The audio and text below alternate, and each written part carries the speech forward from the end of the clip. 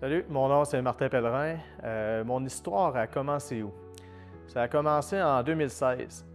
Mon garçon allait naître 2 semaines plus tard que l'événement qui est survenu. En jouant au hockey, j'ai été convaincu que j'étais en train de faire une crise du cœur. Ma montre me disait que j'étais rendu à 200 battements minute. J'ai demandé à mes amis d'appeler l'ambulance, de dire à mon gars que je l'aimais et que je pensais ne pas le voir du tout. Puis l'événement qui s'est survenu finalement, c'était plus la montre qui avait un problème, mais j'avais eu quand même un moment, un malaise physique à ce moment-là.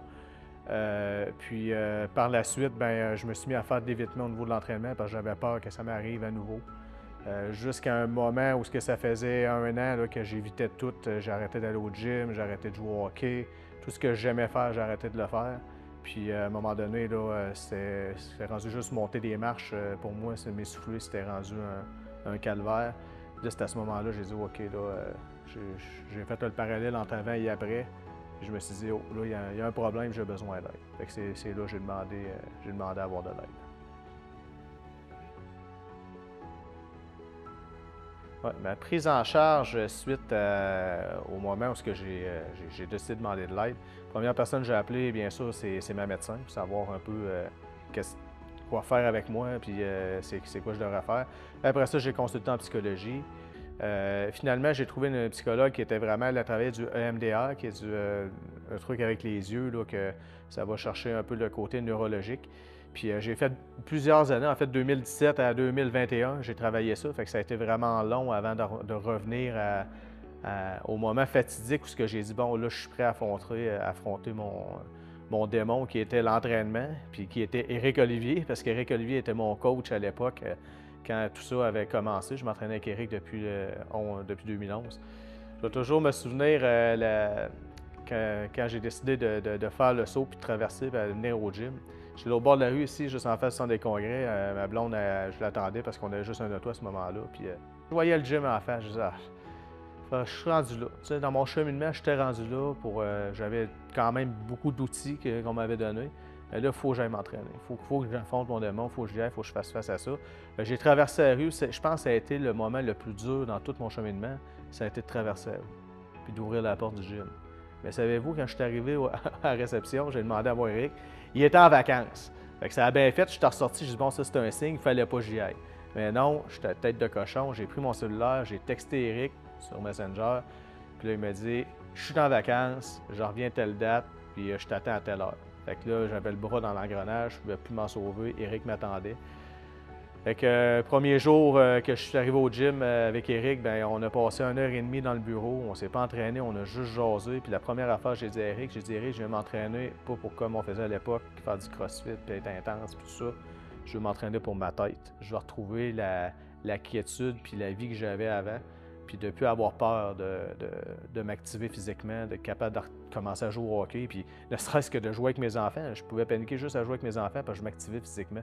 C'était un non-sens, ça. Fait que l'objectif principal que j'avais demandé à Eric, c'était ça. Puis Eric avait resté surpris sur le coup, mais rapidement, il me prend en charge, puis il s'est adapté à ma condition. Puis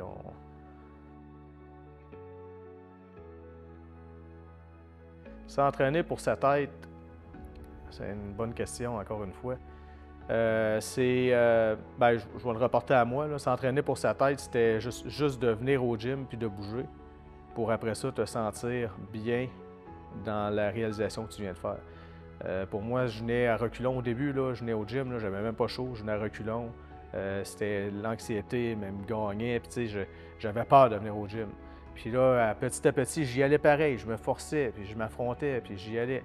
Puis le travail que je faisais avec Eric, que je faisais avec ma psychologue aussi, qui me donnait des trucs d'un côté, que Eric me donnait des trucs de l'autre côté, puis que je faisais l'échange d'informations entre les deux. Petit à petit, mois après mois, je me suis rendu compte que, mentalement, je commençais à mieux aller. Je commençais à moins éviter des situations. Donc, c'est quoi s'entraîner pour sa tête? C'est ça, c'est d'y aller puis de te rendre compte que finalement, tu te sens beaucoup mieux dans ce que tu fais, là. Mon plus grand défi lors de ces entraînements, je dirais que ça a été de gagner ma première goutte de sueur. Aussi stupide que ça peut paraître, quand tu as une condition, que soit tu as peur de venir t'entraîner ou que Tu veux augmenter l'intensité, mais il y a quelque chose qui t'en empêche. Pour moi, ça a été le plus gros défi. L'autre défi que j'ai trouvé, puis c'est ce que je trouve bien avec le programme que Gym Factor 23 met en place, ça a été de m'assurer de faire le bon lien entre ce que mon coach me disait et ce que ma psychologue me disait. J'aurais aimé que les deux puissent se parler, mais bon, il y a une question aussi de confidentialité au niveau psychologue qui peut-être pouvait bloquer la chose, mais avec le programme qu'il y a puis la complicité qu'il va avoir dans ce programme-là, ça pour moi, ça aurait été un poids de moins sur mes épaules parce que les deux se seraient parlé, puis ça aurait été encore plus optimal. Probablement, j'aurais été peut-être plus rapidement à atteindre des résultats, mais chose certaine, ça aurait été plus optimal.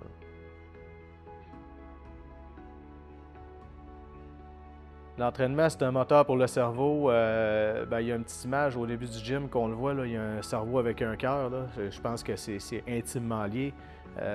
N'importe qui a fait de l'activité physique sait à quel point qu'après l'activité physique, on se sent bien, on se sent relax.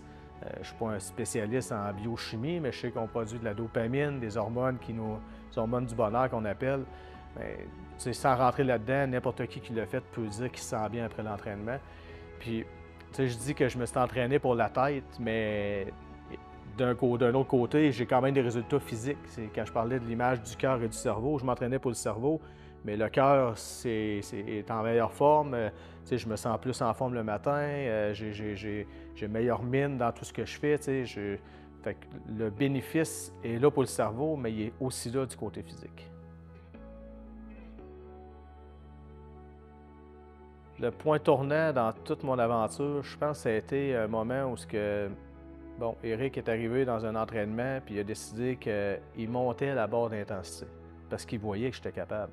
Puis, sans trop m'en rendre compte, j'ai embarqué. Moi, j'étais déjà dans le mood, fait que j'ai embarqué avec lui, je me suis entraîné, on a monté l'intensité. Puis là, je peux vous dire, là, je les ai eu des gouttes de sueur, j'ai eu chaud pas à peu près.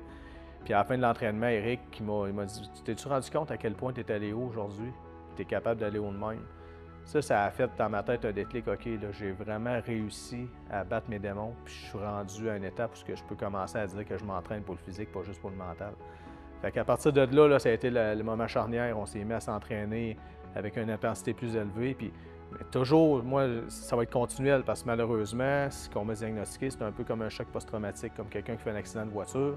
Tu as 3 mois pour réagir. Moi, j'ai pris 1 an avant de demander de l'aide parce qu'on est des hommes, on est tous orgueilleux.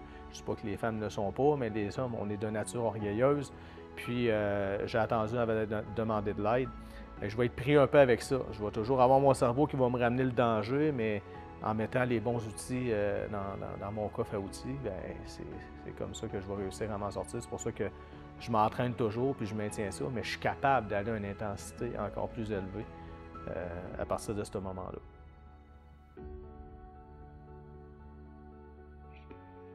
Quand j'arrête pendant 2 semaines, j'ai l'impression d'avoir perdu 3 mois. J'ai l'impression d'en revenir 4 mois en arrière. J'en reviens au gym, je dis sur le terrain, Eric, on dirait là, que je me suis encrassé pendant le temps des fêtes, le cœur va me péter, puis je suis plus en forme.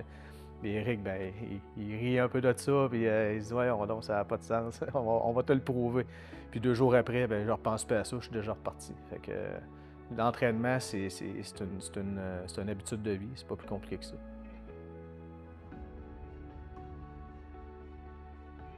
Là, je vais en profiter pour passer un petit message pour toutes les personnes qui écoutent cette vidéo-là et qui se demandent ça ressemble un peu à ce que je vis sans être vraiment précisément pareil.